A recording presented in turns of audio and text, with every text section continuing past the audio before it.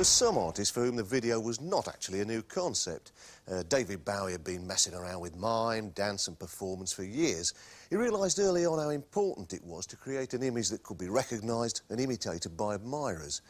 In the early 70s, he bought primitive video equipment and made his own videos while his stage act became more and more extreme. Bowie created the character of Ziggy Stardust, a war paint and mime rock and roller. Then at the height of his success, he killed him off and moved on to different images and new experiments. 16, school leaving age. I went to an advertising agency and I took night courses at art school. One thing that came out of the advertising thing, I think, was learning about storyboarding and putting your ideas down on paper in chronological order. So I was automatically, when I was designing shows, I was drawing the shows before I was sort of putting the music together for them. And that really came out of advertising, I think, and that stayed with me. So right from the beginning, I was storyboarding videos. The first videos that I started doing, I think, properly, were in collaboration with an English photographer called Mick Rock, who I found I had a lot of empathy with and ideas about what rock could be doing, what it could be saying. And our first thing that we did together was Gene Genie.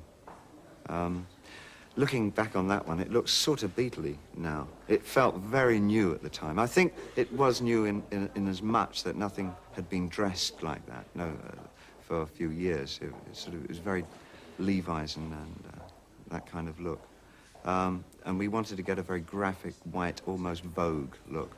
Big faces, big bits of faces, eyes, against stark white backdrops, things like that. And to throw in an environment, so we found a place, I think it was called the Mars Hotel in California somewhere. Has to be in California somewhere. And we stuck the band in there.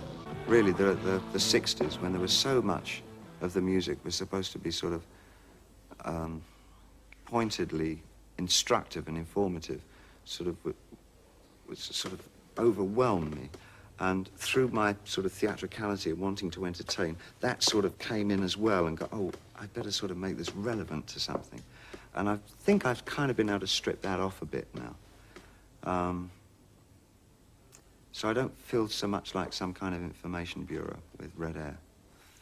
I think, well, at the beginning, I confused a lot of what I deemed art with what, in fact, was a very strong British vaudeville tradition.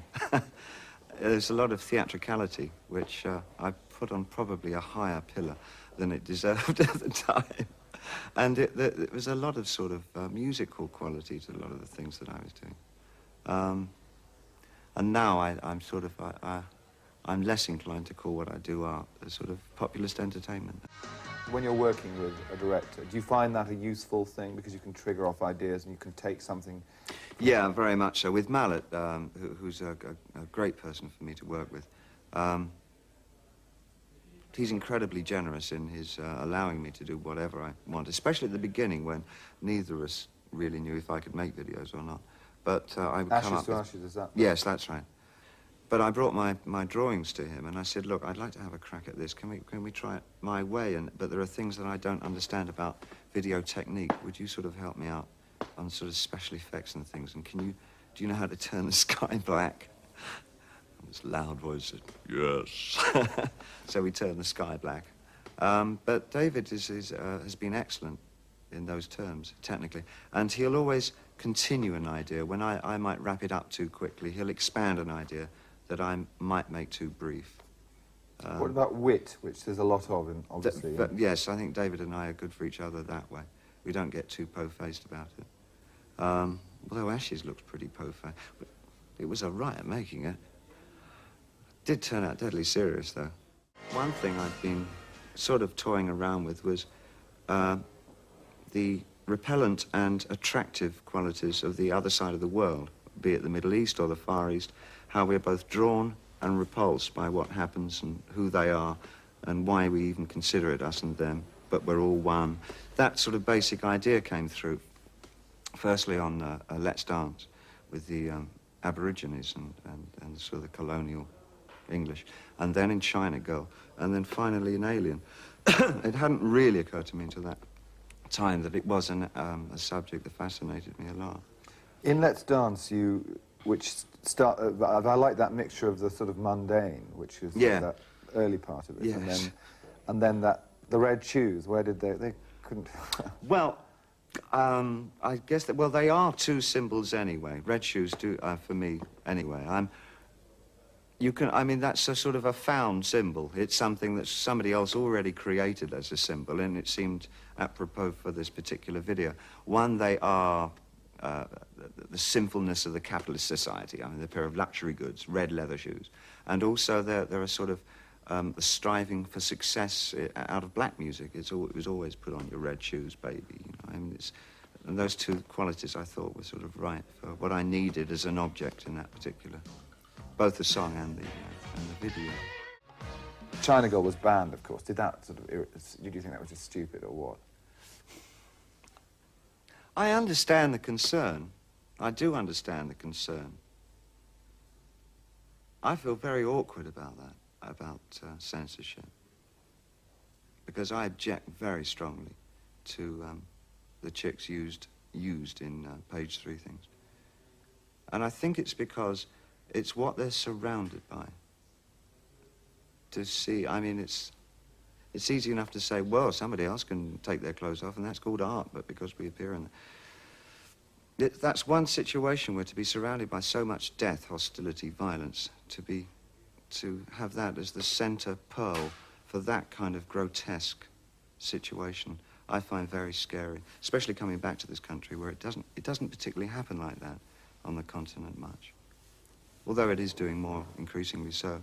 It's very startling to come back to it and see it, and it's very scary, I think. So I don't know, you know, because we're just sort of pumping it out on the... And I don't need to use sort of naked bodies and in that particular context, because again, they are surrounded by other sort of disorienting symbols which add up to some collective message which is not at all agreeable sometimes. And not perhaps what you intended anyway. So. Yeah. So you have to take I don't know, I find it an enormous dilemma, and I defy anybody to say that they don't find it a dilemma. I think it is a dilemma. If we knew how to deal with those particular situations, I think we'd know how to deal with a lot more situations. The video you did with Jagger, were you able, when you were actually doing it, were you able to enjoy the song that much more as well than the actual performance? Was it different from doing it? Well, the difference, there was absolutely nothing premeditated about it. Yeah. Lies. You can't get away with saying that kind of thing. Absolutely nothing premeditated about it. Worked on the rehearsal, John. And you did it very fast? Well, what we had intended doing, we were going to do a live satellite thing where Mick would sing in New York and I would sing in England. Then we found out that half-second time delay thing really screwed it up. There's no way that we could technically overcome that so that we could both sing together. There is no way around it. So that we decided to do a video together instead. We decided on the song that afternoon, and we brought the band in. Did it at 7 o'clock. We started at work at 7 o'clock in the evening. We finished the record by 11:30. We rushed down to the docks, and we started work in the docks about 12:15, and we rolled through to 8 o'clock the next morning. So we did the record and the video within those few hours, which is a completely different way of working from the way I'm used to working. It's great. I know a lot of young bands work like that. Do you think or that say they work like that. I've heard it said so many times that, oh, when I hear that tune, I always think of their video. But with me, I'm fortunate enough to be able to completely eradicate the video. If I like a particular piece of music, I can blank out the video that was associated with it quite successfully. But I think a lot of people have a lot of trouble with that, which is a shame, because there was nothing more enjoyable in the 70s or the 60s or whatever, to be able to recreate different scenes in one's imagination for a piece of music. And keep them to yourself. And keep them to yourself. They become very private visions. And music was a lot more personal because of that, I think. What about the fact that these videos go into people's homes and that you're there in people's homes? How much do you think that has either, has that demystified music and actually the kind of characters who make music? You know, I don't know. I find it very hard to get inside the head of an 18-year-old these days. I mean, I don't know if it carries the same kind of mystic qualities that it used to for me.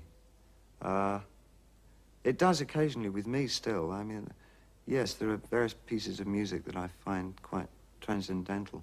Not quite as raucous as it used to be, probably. I think Philip Glass has that same effect on me now that, say, Little Richard used to.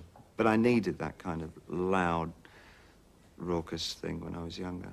Now I'm looking for another kind of sensibility.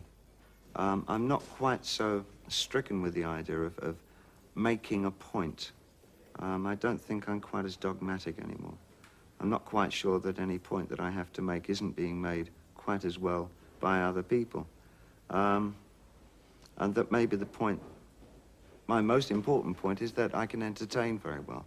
And I think I'm no longer finding it uncomfortable to have reached that conclusion. That I now find I'm very comfortable being an actor, an entertainer, without too much all-encompassing stuff to say.